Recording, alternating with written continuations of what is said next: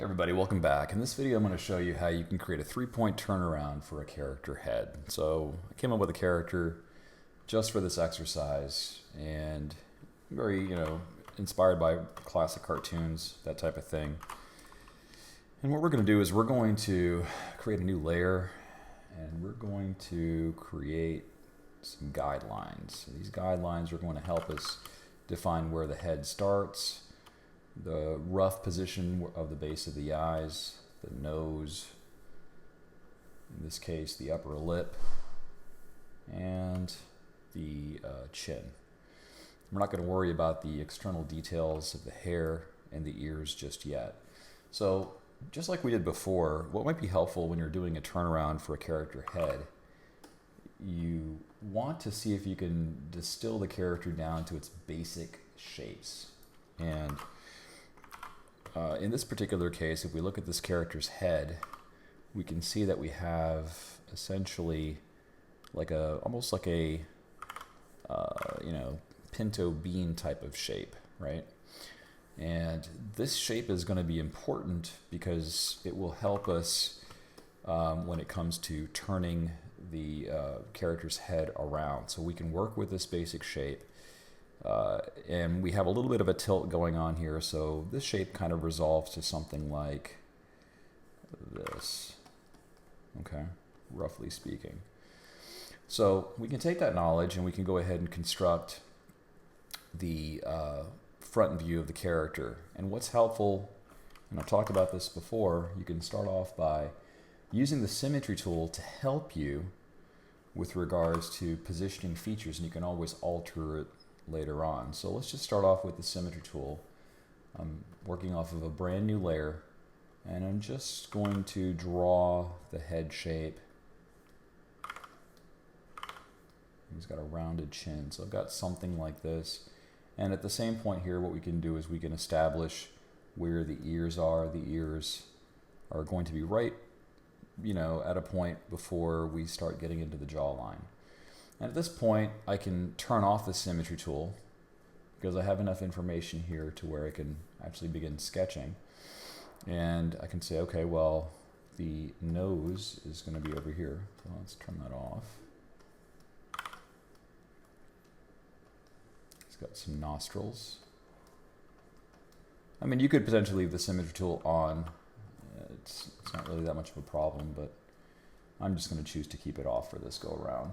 And then we've got the chin. And now what do we do with the lips and the mouth? It looks like, we've got this kind of an angle. How do we convey that? Well, we can simply mirror that on both sides by drawing a line like this. And we have an opening. And so we've got his mouth. And the eyes are relatively close. So one of the things you want to try to strive for is consistency. And we've got thick eyebrows. And now we can target the hair. So we've got his hairline.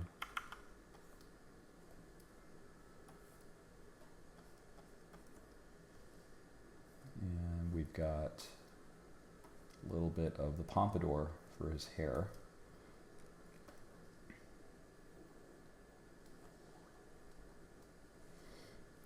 And we've got some big eyes. And, we don't really see the other side of his hair, but we can, just to kind of balance his hairline out and just to make it look a little bit more natural, I'm just going to add this smaller bump over here. So now we've got the front view of this character. Let's move that off to the side and let's now consider the profile view. So I'll make a new layer for that. Very helpful to work on new layers so that if you mess up or if you want to start over again or if you want to readjust your work, you have that ability to go ahead and do so. So in the side view or the profile view, it becomes a little bit trickier, right? So we've got this bean shape and we're going to just kind of use some of our knowledge here. We're going to create this rounded form. But what I'm going to do is I'm going to actually extend the base of the skull and make it a little bit wider. Right? Why are we doing that? Well, because if you look at an actual human skull, the side of the head is going to appear to be wider than if you look at a character straight on. So I'm just extending it out. It's a rough sketch. This is not meant to be a finalized turnaround. This is just merely just, establishing a baseline for our sketch. And we can always go back and make corrections. It's a totally normal thing to do. So I've got the front of the head here, and again, lining up my nose. The character's nose is going to go like this, and we have the lips and the mouth. And then what I'm going to do is I'm going to move the eyes. Instead of putting them right at the end, over here, I'm just going to move the eyes back. And I'll raise the eyebrows. And I will drop the ears in. And so I've got to now establish where the section of the mouth is going to go, so we can approximate it like so. And then he has his nostrils. Might have made those a little bit too big. And now we can see where that hair parts.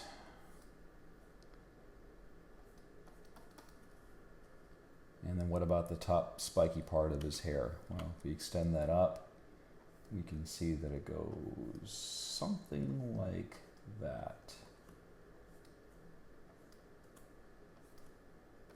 So this is our profile or side view. And, as I continue working on this, I might go back and make some, refinements or adjustments, but at least I have a starting point. Like, one thing you can do digitally that's actually pretty helpful, you can actually play with the idea of, well, what if I still think that his side view is looking a little bit, not as wide as I want? Well, I can hold down the Shift key and just simply extend that back to add a little bit of a fix, and that's totally okay. All right, so I've got these, the front view and the side view, and I'll make a new layer for the back view. And what I recommend and what I do is when I'm working from the front view, I can use the front view to help me determine the back view. So I'll make a copy of the front view, move it over, and then just simply drop the opacity. So this will serve as a guide for the head shape. So again, the head's going to have this bulbous shape, except now you have to think that we're actually working from the back view. So the neck is going to originate over here. Remember, we're seeing the back view. We've got the base of the skull, and then we're also seeing the back part of the ear, right? And so that's a little bit difficult to see. Let me go ahead and just make this even more transparent so you can see it better. Now, what about the back of his hair? Well, that hair kind of extends down and goes around like this. And now the plume, the big thing that you want to keep in mind is the hair partition is going to be different, because when we're looking at the character from the front view, this is on the right side. But on the back view, it's going to be flipped. So this partition might be something like that. We're just simply mirroring that smaller side. And then also the pompadour, like the part of his hair that just kind of pops up, would actually be on the opposite side. So we would see something like that. And then this area over here would be more bulbous. And now we can toggle off the back view. So in this particular case, I'm establishing kind of like where the hair partition is, but I'm also remembering that when you turn the character around, the hair is also going to be mirrored. So from this point, I can look at my work and I can make alterations, I can fix things, I can readjust stuff. Let me just go ahead and merge these layers together. And I'll just do another pass at this. This time I'll go over with black ink. I'm not going to color this or anything, just basically, do a little bit of cleanup work.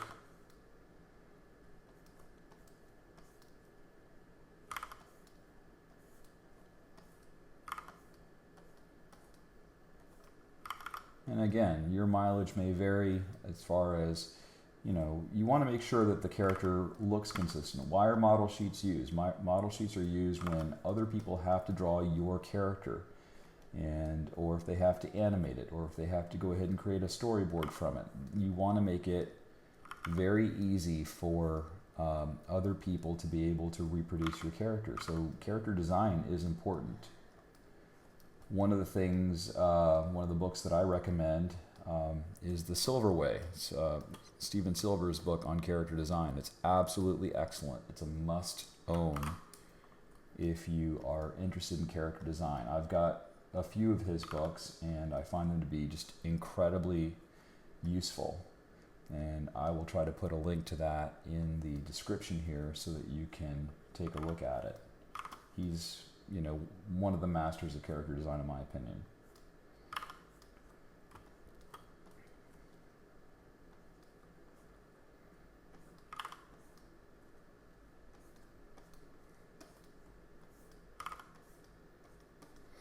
Don't be super precious with, every single line. Just try to do your best. Have some fun with it.